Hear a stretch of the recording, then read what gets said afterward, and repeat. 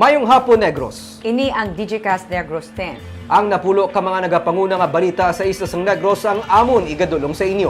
Update niyo kami via Facebook, YouTube, kag sa KCAT Channel 11. Kag subong sana naman kami mabatian sa radio station nga 91.1 FMR Bacolod.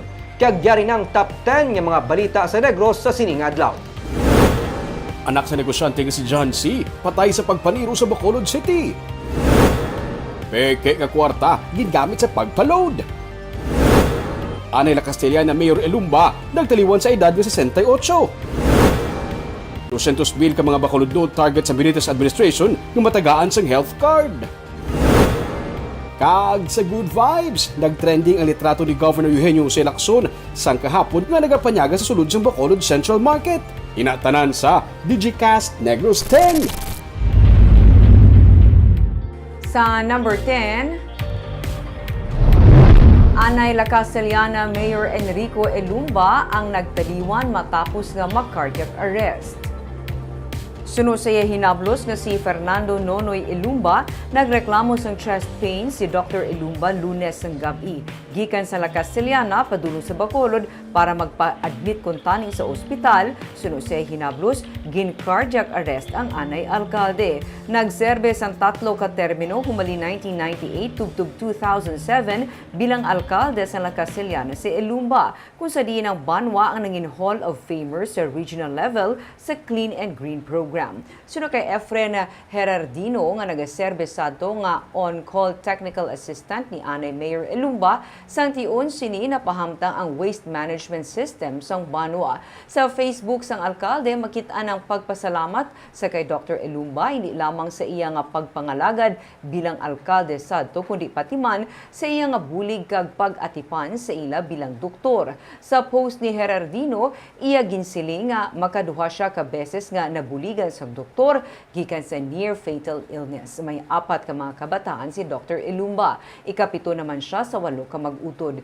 Kilala siya bilang ekoy sa iya nga mga abyan kag pamilya. Ang mga suod nga abyan himata kag constituents sang 68 anyos nga anay alkalde ang nagdumduman sang iya nga kaayo.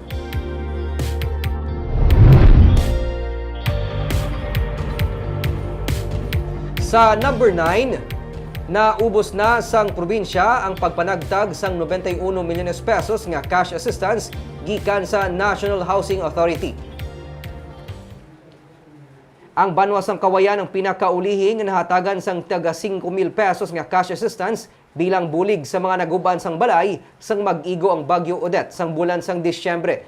3,989 o kon 19.9 million pesos ang kabilugan nga nahatag sa banwa sang Kawayan. Sunod kay Governor Eugenio Jose Lacson nga nagpamuno sang pagpanagtag, nahuman naman ang pag-release ang gikan sa National Treasury nga 40 million pesos. Sa piyak nga bahin, isa man sa mga priority ni Mayor Jen Ray Tabuhara sa banwa sang Kawayan among pag-rehabilitate sang water system sang banwa. Sunod kay Tabuhara, apektadong supply sang tubig sa barangay Poblasyon, Isyo, kag Tiling bangod sang salt intrusion. 400 tubtub 500 ka mga panimalay ang apektado sini. Kalakip man sa priority ni Tabuhara ang housing sa mga retired nga empleyado kag ang programa sa agrikultura. Kabalo man ang taga-Kawayan kung ang problema namon ano gid, no? Especially sa water system namon. So that will be my priority project, rehabilitation sa water system namon kay may salt intrusion na sa tubig, so hindi na potable para sa tao sa taga-Kawayan. So that's a big problem sa pila na katuig. Siguro early this year makaumpisa na kami. May mga feasibility study na naka-move forward na kami.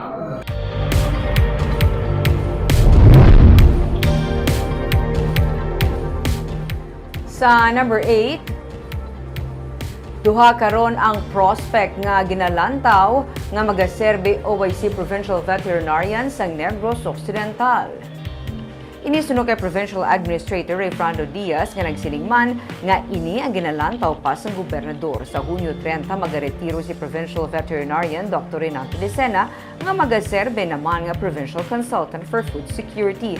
Sunod kay Diaz sa tunga sang pagpanghangkat karon dalaman sang pangkalibutanon nga sitwasyon Ang food security ang isa sa mga tutukan sa Administrasyon Lacson.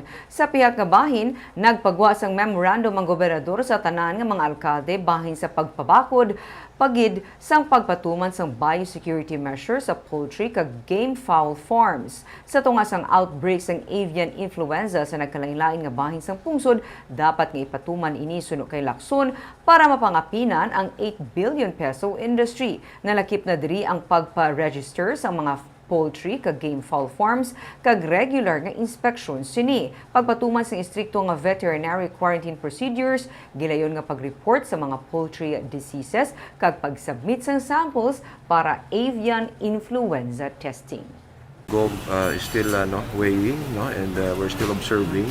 We still have time, and just the same, even if Dr. Desana is already retiring, he's not really going to be physically absent, kay he is also in a way committed to continue in the development of our food security programs for the province, which is what we are trying to really take care during this time that we have a lot of challenges from abroad, and from other parts of the country such as ASF, AI, ang aton pagid nga mga pandemic, which food shortages, there's a food crisis, Sa number 7,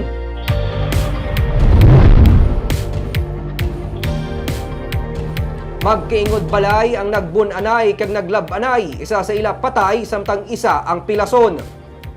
Patay ang 33 anyos nga si Salvador Lamoste matapos sinigin buno-buno sa iya kiingod balay nga si Tami Abayon sang Domingo sa barangay Magsaysay sa Escalante City. Pilason man ang suspect. Sa investigasyon sang PNP, naglabay lang si Abayon sa gwasang balay ni Lamoste sang siyang ginpasigahan sang flashlight. Naakig suno sa pulis ang suspect kag sila ang nagbaisay. Nagkuha sang kutsilyo si Abayon kag ginbuno sang 4 ka beses si Lamoste. Nakabalos naman si Lamoste kag ginlabo-labo ang suspect. Dead on arrival sa ospital si Lamoste, samtang padayon nga ginabulong ang suspect. Madugay na nga nag-aaway ang magtimbang nga bahin suno sa pulis.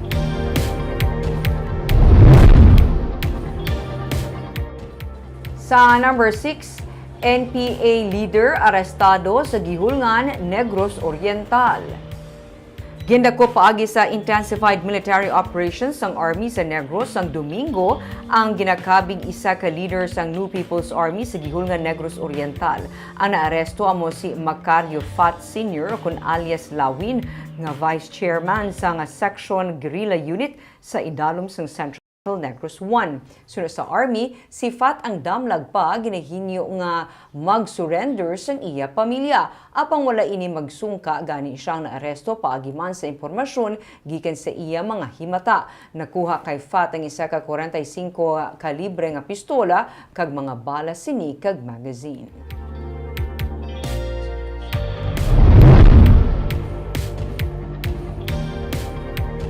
Sa number 5, ginausisa karon sang PNP kung bala may kang tanan ang nagluntad nga separado nga pagpaniro sa isa ka CIDG asset kag katapos ang task force kasanag. Ginpaidalom na sa ballistic kag cross-matching examination ang 5 ka mga empty shells ang caliber 45 pistol nga separado nga na-recover sa shooting incident sa barangay 35 kag Dalan San Juan sa Bacolod.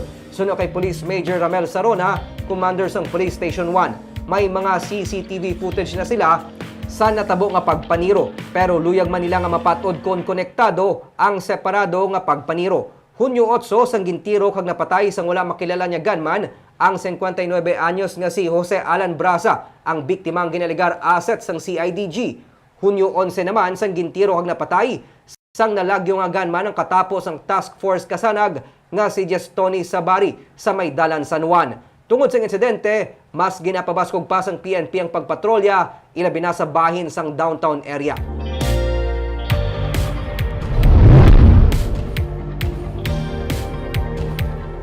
Sa number 4, 200,000 ka mga Bacolodnon nga family members. Ini ang target sang Benitez administration nga mahatagan sang health card nga sarang magamit sa private o kun public hospital.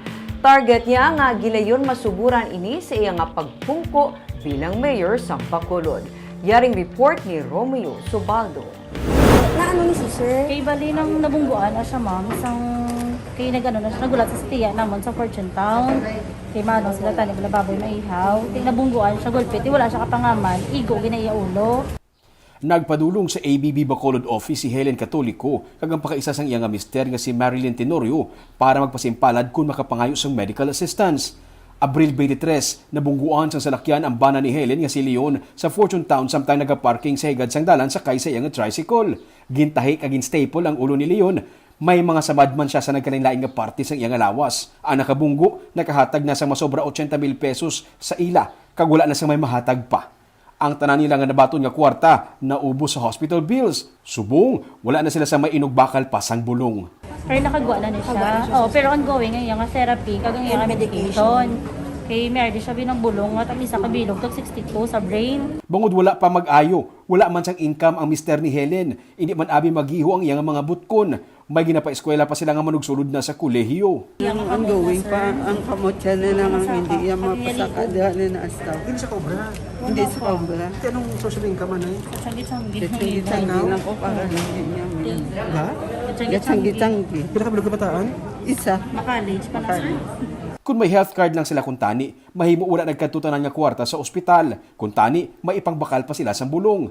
Isa lamang sila sa mga nagapila kada adlaw para mangayo sa medical assistance sa talatapan ni Mayor-elect Albi Benitez. Kahapon, ginsapol na ni Benitez ni Dr. Carmela Hinsoli, ang City Health Officer sa Bacolod, kag Dr. Mary Ann Maestral, ang pamuno sang Teresita Lopez Alandoni Provincial Hospital para maplantsa ang plano nga backchip o na Bacolod City Comprehensive Health Program o na paghatag sa health card sa mga pumuluyo sa Bacolod nga magamit sa public kag private hospitals. Kabahin ini sa mga ginpromisa ni Benitez sa mga Bacolod noon sa iyang pagkampanya. Luyag niya nga masuguran ini gilayon sa iyang pagpungko bilang alkalde. We're now working on how to operationalize some backchip operation and how to deal with mga private hospitals. Kay we would like it daw omnibus ang card miskin din makakadto eh.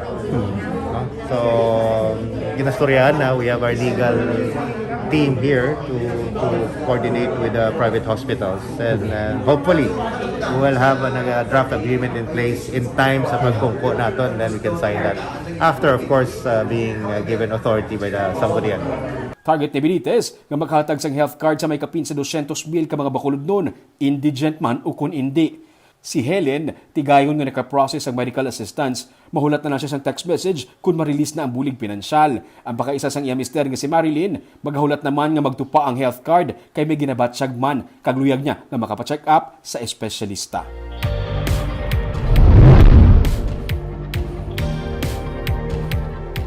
Sa number 3, 13.6 million pesos nga balor sang illegal nga droga ang na-recover sa bypass operation. Sa San Carlos City, isa ka bypass operation na ginpatigayon kay inas ang kaagahon sang PNP upod sang PDEA sa Barangay Rizal sa siyudad sang San Carlos. Kung sa diin 13.6 million pesos nga balor sang suspected shabu ang na-recover. Dakop sa bypass ang subject sang operation nga si Rex Baron. Suno kay Lieutenant Rubio Oreta, Deputy Chief sang San Carlos PNP, si Baron ang caretaker sang balay sang top drug personality sa siyudad. Duha ka dako nga pack sang 7 ka sachet sang suspected shabu ang nakuha sa iya. Detained karon sa San Carlos PNP si Baron. Padayon pa ang investigasyon sang PNP. Sa number 2, rider na paslawan magpa-load gamit ang peke nga kwarta sa isa ka loading station. May report si Nico Delfin. Sa video nga kuha sang CCTV, makita ining isa ka lalaki nga naga-helmet kag naga-face mask nga nagtuyo magpa-load sa isa ka opisina sa Barangay Villamonte kagabi. Istorya ni Reme Arangote na tingala siya nga nagadali-dali gid magpa-load sa GCash ang lalaki nga nagpakuno-kuno customer. Pero sa magduol na siya sang kwarta, nakita niya nga daw lain ang kolor sang tig-1,000 ka pesos nga bill nga nagabalor 10,000 pesos. Tapos nga dali lang gid makuan sa number ko na nang basa ba ko nga kadugay gid ni ba sa scam naman na hiling ko yung basin ko matigil sa games hiling ko kapangay pa na number mo di ba la. Hiling siling ko siya pagbalik niya sinya palud sa 10,000. Kamo to siling ko, sige. Pero pag amo ko si Paula, pakita ko siya, may katawgan sa. Nga si Paula, ni ko no, siling butan sa batguro nga oo. Gintawag gileon ni Reming Iabana para mausisa ang nabaton nga kwarta pero nalagyo ng lalaki nga nag-aangka sa motorsiklo. Gindugang ni Remy nga sa nagligad nga bulan na biktima na siya sang isa man ka nagpakuno-kuno customer nga nagamit sang peke nga kwarta. Ang gabi, pero makuan mo kay duga fade bala. Ang texture niya Ang texture ya, the papel gidya sa Kung nakita ko to, lain gidya, color sa papel ng kwarta. Kamo to din tawag kong bana, kung kakaon kami, tawag ko siya nga siling ko. Lugin sa kituan ko lang siya lang palapit. Tapos ang uli, ang kwarta, sipad-sipad ko, kumos ko kagin mahaboy sa lamesa ko. Siguro naabot nila. Gin-report na sa negosyanteng insidente sa Police Station 4. Ginausisa naman giliyon sang kapulisan ang na-recover nga mga 1,000 peso bills. Pandam sang kapulisan sa publiko, mangin maidid sa pag-usisa sang ginadul nga kwarta, agud hindi man mabiktima sang nagalibot nga peke nga kwarta. Nico Delfin para sa DGCast Negros. Kag sa numero 1 sa mga balita subong adlaw.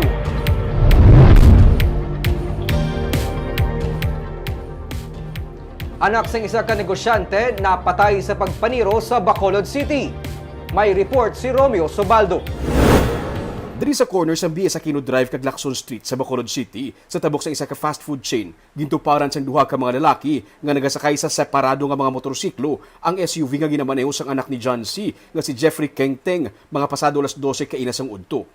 Ginpaunanan siya sang tiro. Si Kengteng nakadrive pa palagyo diretso sa BS Aquino Drive. Paglampuan sa Police Station 2, nagdiretso sa bakante nga lote ang SUV. Sunod sa pulis, posible pilasuna ang biktima pero nakapalagyo pa. May isa ka e-trike driver nga nakasaksi sa pagpalapit sa isa ka lalaki nga nakaitom nga jacket sa salakyan kag nagpalupok pagid sang pusil. Sigabong niyo. Pag sigabong, may nilupok ng isa kalupok ang ginkuan siya. Kagin sundan pagid siya sang nakamotor. Sa nagulog ang salakyan, ni katuan pagit sa but silingon. Oo, kay may lupok pa nga isa mo. Kung sa ano pa bla, dogin pinising na sa... Sunod sa Deputy Chief sa Police Station 2 nga si Police Lieutenant Jovito Pastrana, hindi pa nila makumpirma ang amo nga impormasyon. Sa inisyal nga pagpangusisa sa PNP, may nabaton sila nga impormasyon nga posible away sa propiedad sang pamilya ang motibo sa krimen. Sa motive, ginalantaw ta ang possible diri may information kita nga daw may property dispute. Between the family. Pamilya? Sa surrounding sa family circle. Within the At the same family. time, ang second motive nga ginalantaw ta, Personal grudge. Literacy kung drugs kung ara. Pero daw ang pinakauna bro ang ginatagaan ta focus anay kay we have initial information regarding that. Pero sunod pa kay Pastrana, ila pagid pagatunan ang iban pagid nga mga anggulo sa sini nga kaso.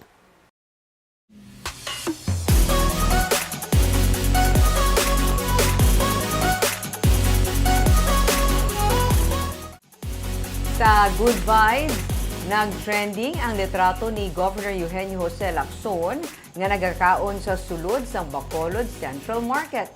May mga nagdayaw, may mga nagsiling nga pinulitika. Pero nga abala nga niyaga sila sa Central Market. May report si Romeo Subaldo. Nagtrending sa kahapon ang ining litrato sa isa ka netizen kung saan makitaan si Negros Occidental Governor Eugenio Jose Lacson kag 3rd District Board Member Manman Ko nga nagapanyaga sa isa ka eatery sa Bacolod Central Market. Mismo sa comment section, ginsiling sa mga netizens nga sa Goldie Eatery ini. May mga nagdayaw, may mga nagduda kun nga nagpakalabot sa Central Market ang gobernador. May nag-question kun nga ginpost gid. Sa programa nga Teresa's Time, kainasang aga sa FMR Bacolod, ginsiling ni board member ko nga nakita sang gobernador ang video sa isa ka vlogger nga nagkaon sa isa ka karinderya sa Central Market gani luyag niya man nga tilawan. Ang tag-iya sang eatery nga si Goldie, nakibot na lang sang hinali na lang mag-abot ang gobernador. Ibot mga kapag-abot si Gov? Oo sir, may mga kami kabalo. Ano siya nag-abot? Mga 10:30 siguro, quarter to 11. 11 na? Oo, mga dira-dira. Tapos pagkabuti ha? Nagreklamo lang sila pili, wala na kami ka-idea. Ang iban nga mga customer, naghingagaw pa kung tani nga magkadto sa iya nga store matapos makita ang post pero wala na makahingabot sa gobernador. Wala mo na dungan si Gov kapon? Wala ganang, hindi kami lang ulat. Uli ka? Higid ko. 25 tubtub 30 ka mga putay ang ginahanda nila ni Goldie sa kada adlaw, kag 15 ka tuig na siya nga nagapwesto diri. Bisan paano, nabulig-buligan kuno sa gobernador nga mas makilala pagid ang iya nga eatery. Nakadugang pagid eh. Nastorihan, ano ba siya mo sa mga kilala mo pagkita nila sa store mo? Kita ko comment nila nga Oo, Goldie. damo as in. Ano ba yun Okay man ko eh, syempre, dugang pagid sa customer namon nga at least ang isa ka gobernador nagkaon sa amon. Si Goldie, may mga suki nga adlaw-adlaw nagabalik-balik na sa iya nga pagkaon. Uy, mercy na! Sa kay Gulde nga kalanaan, wala binta, pwede busta. Nalipay man siya nga sa pinakauna nga tiun, may gobernador nga nakabisita sa iya nga kalan-an kag hindi niya gid kuno ini malipatan. At least, Barbs, na try nila ni Gov, no, ang mga produkto man sa mga bakulod no, nila binadra sa may Central Market. Nakatry ka na dira. May actually, Nick, nakita ko na ang vlog nga nakita ni Gov. Pero wala, sa nakita kong picture ni Gov, wala ko naguna-una nga tungod dili sa sato nga vlog. Amo nang nagtulod kay Gov. Kung damo, pada sang namit nga, ano, before sang, ano, biyaga sulod kami na nagkakaon kami sang halo-halo. Kung damo pada nga pwede matry sa mga luyag man magkaon sa sulod sang Central Market. Kag amuyad to ang mga balita sa Negros subong adlaw. Kay man sa panahon karon importante nga may ihibalo ka sa nagakatabo sa imo nga palibot. Pero dapat balanse kag eksakto ang mga impormasyon. Padaan kami nga magapangalagad sa Negrosanon. Ako si Barbara Mijares. Kag tubtubwas, ako si Nico Delfin. Maayong hapon.